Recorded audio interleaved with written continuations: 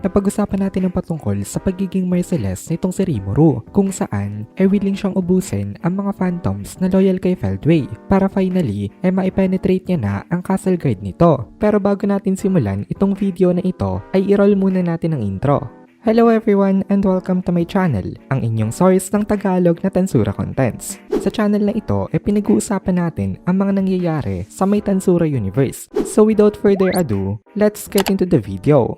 So nagkaroon nga dito ng conflicting na information kasi ayon kay Kagali itong si Jahil ay isang high elf at ayon naman kay Sylvia isa daw itong high human. Sabi ni Sylvia siya daw kasi ang high elf, si Jahil ang high human at ang high vampire naman ay ang demon lord na si Ruminas Valentine. Actually meron ding high dwarf, ito naman ay ang grandfather nitong si King Gazelle pero ngayon hindi na alam kung nasaan na ba ito. Ang pangalan nito ay Grand Dwargo. Ito ang naging kauna-unahan na hero king ng Dwarven race at malapit na kaibigan ito nitong si Sylvia. Since may pagkakaiba nga sa kwento nitong dalawang to nakapag-conclude itong si Rimuru na itong tatay ni Kagali emperor na tinake over ni Jahil. Yung tatay daw talaga nitong si Kagali ay elf pero hay human talaga si Jahil. Tinake over niya lang body nito na katulad ng ginawa niya ngayon sa may body nitong si Footman. Na-realize dito nitong si Kagali na mali pala ang pagkagalit niya sa kanyang tatay kasi nung una mabait naman talaga ito sa kanya pero bigla itong sumama kasi nga si Jahil na pala that time ang in control dun sa may body nito at dito na natapos ang kanilang malawakang meeting. Later that night nagre-relax itong sila kay Crimson at Rimuru. Lumipat sila sa ibang place para makapag-usap sila ng maayos. Umiinom rin sila ngayon ng wine at ang wine na iniinom nila ngayon katulad ng wine na ibinigay ni Diablo kay Rain pero hindi lang silang dalawa ang nagpunta sa location na ito. Ito ay ang kanilang second secret meeting kasi nandito rin ngayon itong sila Diablo, Benimaru, Zoe, Rain at Misery. Then nandito rin itong si Sylvia. Balak nilang pag-usapan ngayon dito kung anong balak nilang gawin sa may Eldorado kasi ngayon nga wala na itong si Leon Cromwell dito kaya nawalan nito ng ruler. Balak rin itong sila Rimuru dito na i-discuss kung ano ang kanilang plano na gagawin laban sa kanilang mga enemies. Ngayon na alam na nila ang strength level nitong kanilang mga kalaban. Malaki ang naging damage sa may Eldorado dahil dito nga nangyari ang mga ginanap na battles at dahil sa mga battles na yon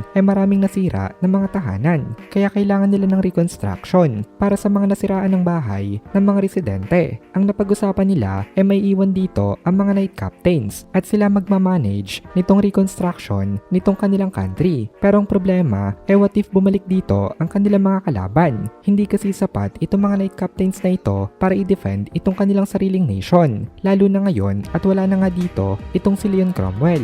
Pero gusto pa rin magpaiwan itong mga knight captains dito. Nung una kontra pa dito itong si Rimuru kasi naiisip nitong si Rimuru na masyado daw delikado. Then nagsalita itong si Guy Crimson na what if ay hayaan na lang daw nila kung anong gustong gawin nitong mga knight captains kasi in the first place hindi naman nila ito under kaya hindi talaga sila dapat ang mag-decide kung anong gagawin nitong mga knight captains na ito. Meron silang kani-kanilang free will.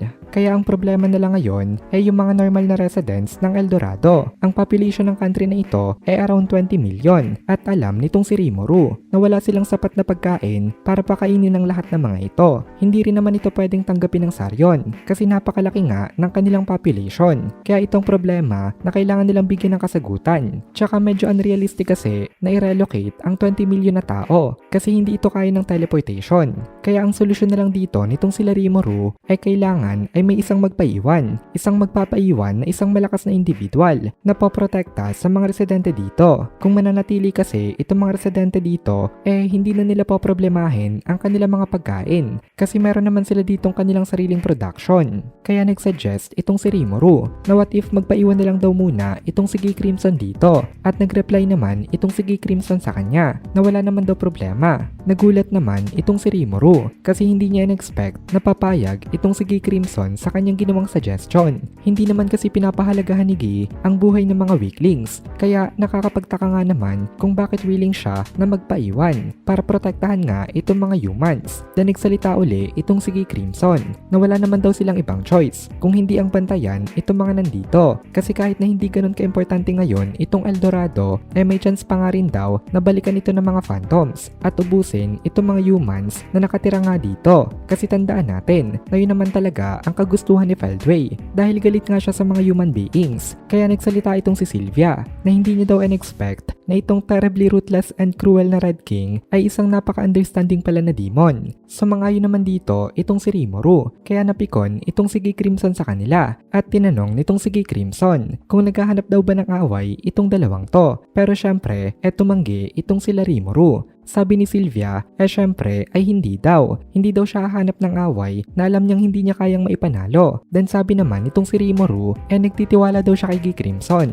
Tapos kumiti na lang itong dalawang to. Ngayon, settled na ito na itong si Gay Crimson ang protector nitong Eldorado. Then after some time, dumating naman dito itong si Kagali. Mukhang meron din siyang gustong i-open up na topic sa may meeting na ito. Kaya tinanong nitong si Gay Crimson kung kamusta na daw ba ito. Sumagot naman itong si Kagali sa kanya na ngayon okay na daw siya and naisipan niya daw na ikwento ang lahat ng kanyang mga nalalaman kasi baka makatulong rin ito sa kanilang preparation sa may battle. At dito na muna natin tatapusin itong video na ito. Kung nagugustuhan mo itong mga videos natin ay please consider joining the membership para mapanood mo na agad ang mga kasunod na part dahil palaging advance ang ating mga members. Also ay please consider leaving a like at mag-comment ka na din para ma-boost naman tayo ng algorithm.